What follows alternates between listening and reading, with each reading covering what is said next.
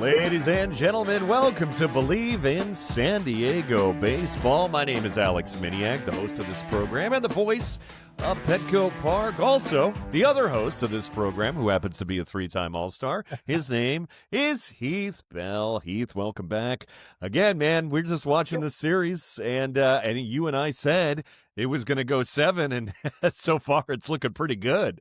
Yeah, it's just kind of going back and forth. So, we kind of predicted it right so far. So far. Hey, most of my predictions are terrible, and that's why I don't bet very often, because I'm terrible at predicting the future. But I think in this case, we're doing okay. We're going to talk more about this series here in a couple minutes. Also want to talk about a Padre retiring, and we've got some Silver Slugger nominees and some Gold Glove nominees that happen to wear brown and gold as well, and we will touch on them. But World Series, let's get back to it. I've got my Blue Jays cap back on. I am locked in, dialed in, loving everything I see so far. And really, again, this is playing hard to our 7-game predicted World Series that you and I had. Game 1, Friday night. Dodgers, they take an early 2-0 lead. Bottom of the 4th, Dalton Varsho ties it up on a 2-run home run.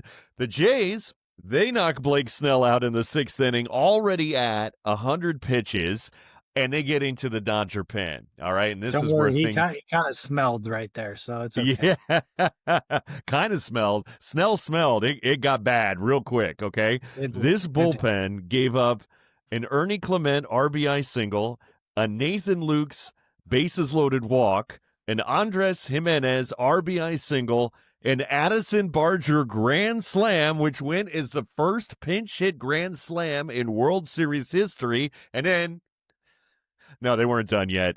Alejandro Kirk, 2-run home run. Final score, Blue Jays 11, Dodgers 4.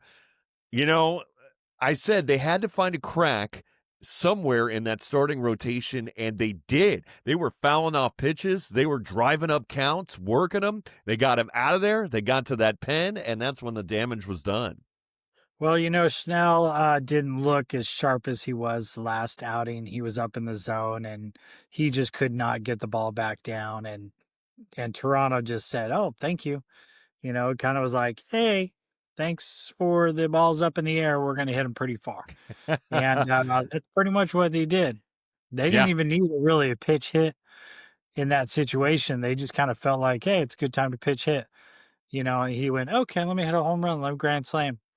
See ya. Yeah. And it was a beaut. So, and the crowd was nuts. It was exciting. It was a good time. It was a good time. Good times in Toronto. Game 2 on Saturday, kind of the opposite kind of game. Dodgers take the lead early again on a Will Smith RBI in the top of the 1st. Then the Jays tie it up with a Kirk sac fly in the bottom of the 3rd. Will Smith go-ahead home run top of the 7th. The final score, Dodgers 5, Jays 1. But we really saw good pitching on both sides. Kevin Gausman at one point retired 17 batters in a row. And Yamamoto for the Dodgers, the second complete game of this postseason for him, and the first back-to-back since Kurt Schilling in 2001. 24 years of that not happening? It doesn't feel like a long time to me, but it is a long time. It's definitely a long time, especially nowadays when starters go 5 innings and then his bullpen pitches a whole game. Gaz, I think he just made 2 bad pitches. He did really well. And it was a good pitching duel. It really was. The Dodgers kind of just beat them a little bit with their ace. And, both are just, sipping margaritas and heading out to L.A. So, it was a really good series in Toronto. But I think, there's really no edge. There's, No. I think going home that L.A. is going to have a little bit of edge, but Toronto just don't care. They're just gonna hit anywhere they go, and they win a lot of games on the road. They have in the playoffs, win a lot of games on the road. They went back to Seattle in an 0-2 hole and evened it up and like just it was whipped up and won the next 2. Yeah.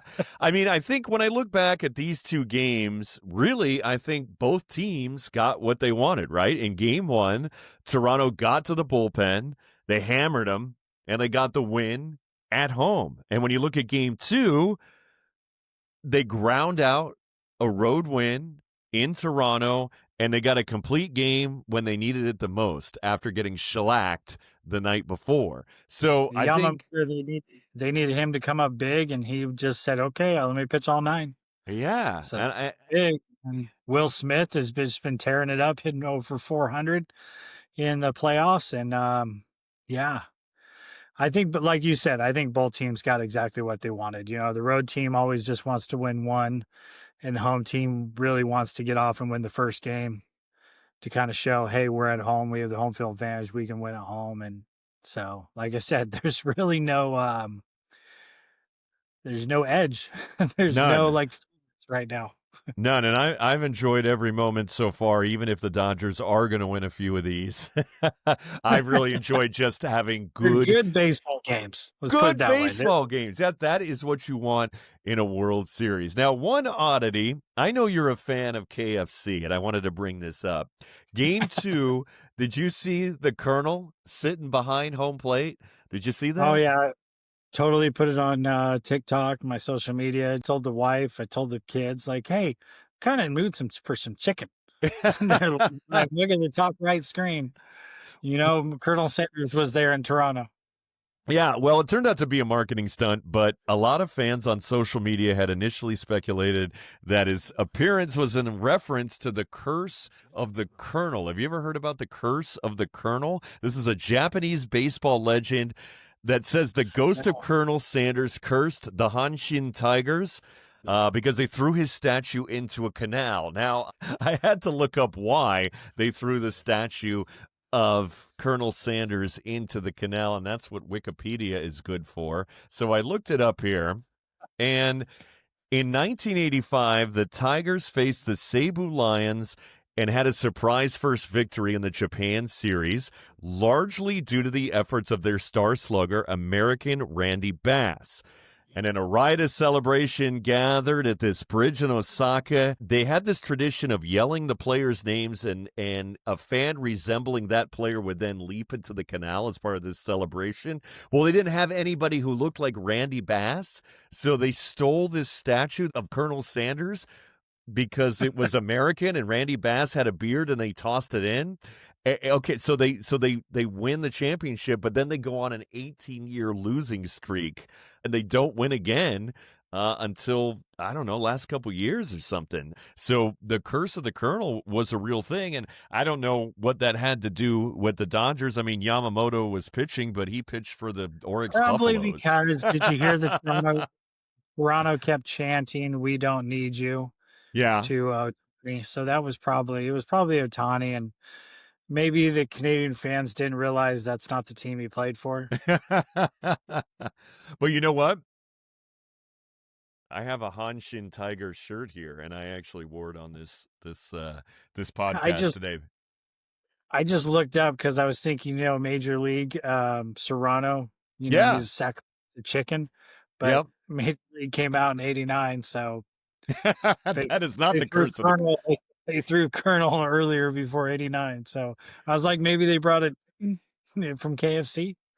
Well, So in that movie, it wasn't the curse of the Colonel; it was the blessing of the Colonel, oh because yeah, because they went on to win the pennant. Of course, I'm sorry if you haven't seen the movie and we they ruined it lost for in you, the but World Series too. yeah, they They did. won the pennant but lost the World Series. So yeah.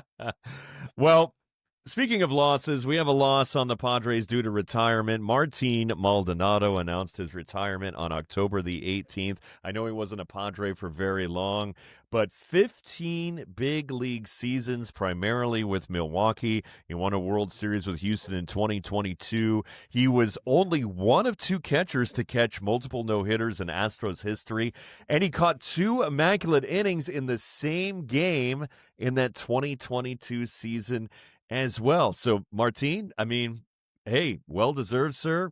Heck of a, yep, hats come off. I'll tip mine as well. Heck of a career, sir. Thank you for your service to the game and all you've done. And I know pitchers loved working with him, so hats off to you, my friend, and hope you enjoy retirement. Yeah, catching for that long and still having his legs, you know, 39. I just gotta say congrats and enjoy sitting in a rocking chair. enjoy retirement. You don't need to swallow anymore, buddy. On a beach somewhere with a Corona, hopefully. Yeah. You know, I'm sure you've done something your entire life, and I know you know this feeling. And then one day it comes to you that it's done, or you decide that your time is done, or somebody else decides for you that your time is done. I know, after Miami for you, you got traded to the Diamondbacks and then traded to the Rays. Like, how do you get that feeling that maybe this is the end of the road? And how do you deal with that feeling, especially doing what you've done for so long and doing it well? Well, you pretty much do it your whole life because everybody starts around 5, 6, 7 years old, and you really can't remember before then. So it's pretty much your whole life. And you kind of, for me, it was, I had some offers to keep playing, but I kind of felt like I wanted to come home with the kids. The kids wanted me home to coach Little League, to see them in high school, to graduate high school and all that stuff because I had kids young. So, but I think a lot of players, it's tough. They walk away from the game and it's your whole life changes. It's you're no longer the ball player, especially if you don't go into coaching right away. You just become dad, or you just become the person that used to do this, and you almost can never go back really. And it's tough. It's a lot of transition. Imagine doing some your whole life and then all of a sudden everybody says nope, can't do it. And I know a lot of guys, it takes 4 or 5 years before they can even watch a game. So the best thing I can equate it as, it's kind of like being married for 20 years or 10 plus years, and all of a sudden you're not married anymore. And And that's it's it. like, what? And you're not going back. And it's like, well, now what? Like I got to start all over. So, cause you pretty much, you start your life all over when you leave the game, and, you have to reinvent yourself almost.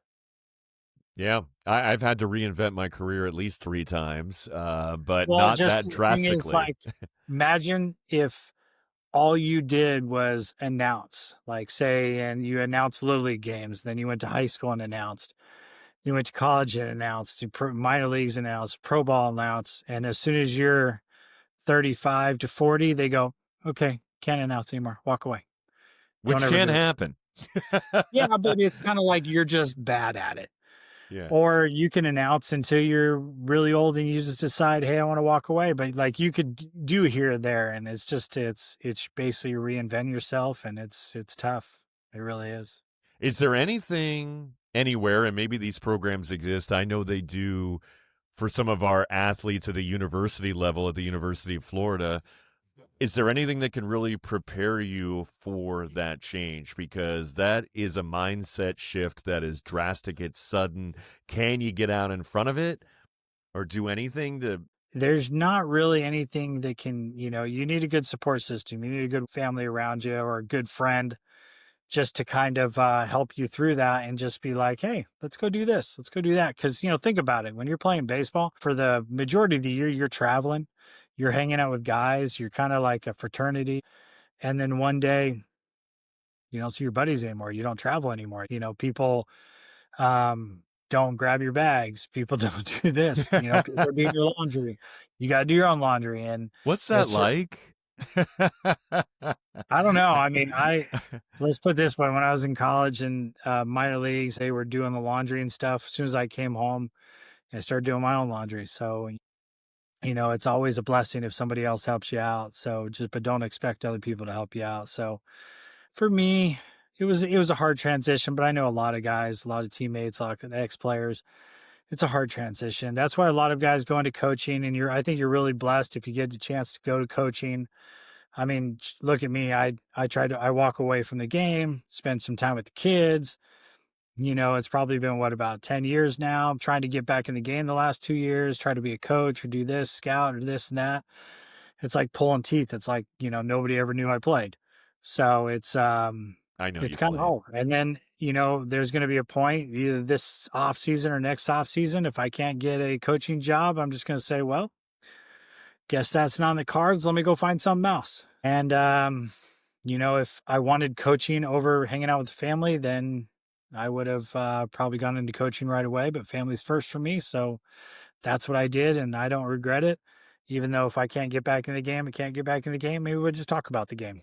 Well, we'll But get you back in the game either way, and you'll be I'm talking talking about the about the game. game. I'll be always talking about the game because it's fun to talk about it. It's fun to see these new players. I mean, I collect baseball cards before I played, when I played, and now after I'm playing. So, yeah, but the biggest thing that would transition, um, having like an MLB team that just retired, maybe, you know, 2 to 3 years retired, and they played like the Savannah Bananas or one of those teams, and in front of a big crowd, that would kind of give like, yeah, one last hurrah or something. They used to, back in the late 80s, used to have a senior pro circuit. I remember there were teams in Florida, the St. Pete Pelicans, you can look it up. And they had rosters of guys that had either been away for the game for a decade or guys that just retired. And I Well, there's remember, there's leagues. The Roy Hobbs League. It's a tournament. You're only allowed to have like 2 ex-major league players, and there's not a lot of ex-major league players. I know there's a tournament out in Arizona. There's little tournaments here and there that if you want to go play, I've done them. I had some friends say, "Hey, come help me pitch. Come do this for me. Come do that for me." Okay. yeah, you were So part of our Padres alumni softball team. I remember yeah, that. there's well, the teams do alumni softball. Old timers game. The Yankees do that. Some other clubs do that where before a big league game, the fans can come early and watch the old guys mess around. There's little things like that. Some organizations are better than others, but it is what it is. Well, you know what? It's never too late. I didn't get behind a broadcast microphone. I mean, I've done live sports for a long time now, but I stopped being in radio full time in 2009, and this is like my return to broadcasting, so to speak. So, in my POV, you can always go back, and Heath, you'll go back too. I have the utmost faith in you for Get my sure. arm ready. Get my arm ready. I go, and I seen you pitch. I just saw you pitch a few weeks ago, so you'll be good. Coming back, we have some Silver Slugger nominees. We've got Gold Glove nominees. The after season awards are starting to roll in here during the World Series. That's usually what we get. We'll talk about them, and we'll have a frosty beverage too. And I'll tell you what the connection there is too. Coming back on Bleav in San Diego Baseball. Don't forget to follow us: Apple Podcasts, Spotify, iHeart. Tell your friends, and while you do that, we'll be back in just a couple minutes here on Bleav in San Diego Baseball. Welcome back to Bleav in San Diego Baseball, the podcast. I'm your host, Alex Miniak, alongside my other host here. His name is Heath Bell. Heath, we got some postseason awards here. Gold Glove finalist, and I think could be Platinum Glove winner if my prediction thing, like if this one comes true. Fernando Tatis Jr. for the Padres. Silver Slugger finalist Manny Machado seems pretty straightforward.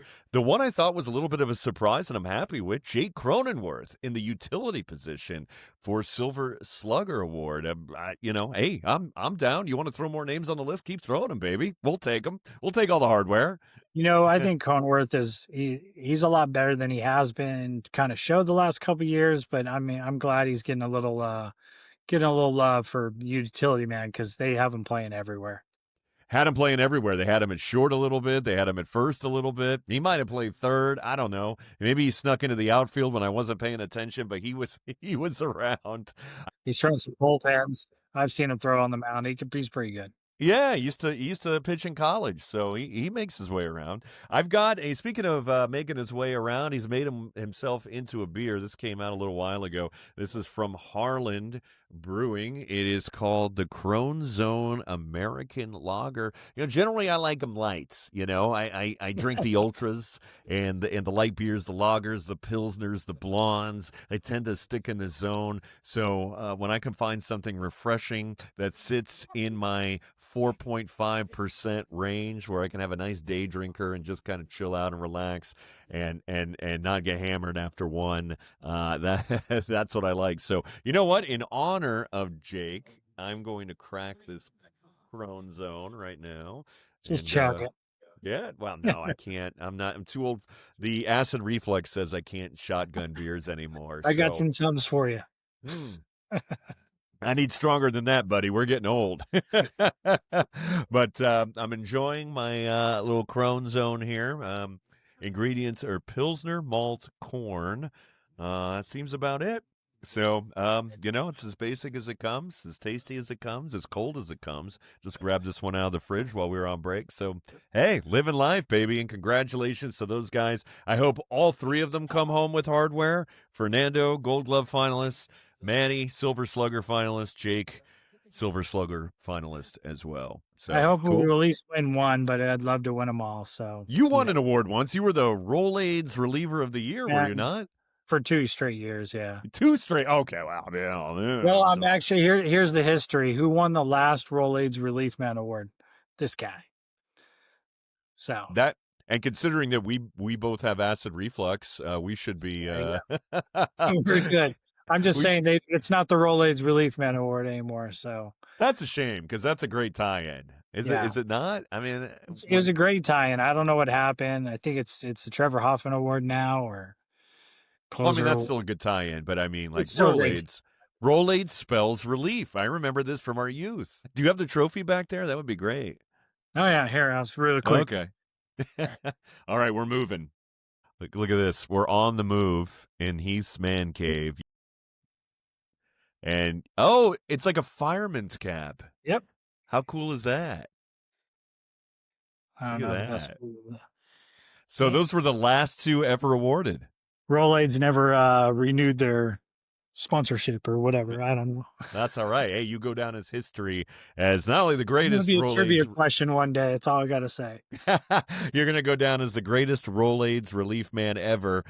Back-to-back and last. In fact, they probably just couldn't award one out. I mean, you did once you won 2 back-to-back, they're like, that's it. We can't do this anymore. Can't do it. We're going to finish it.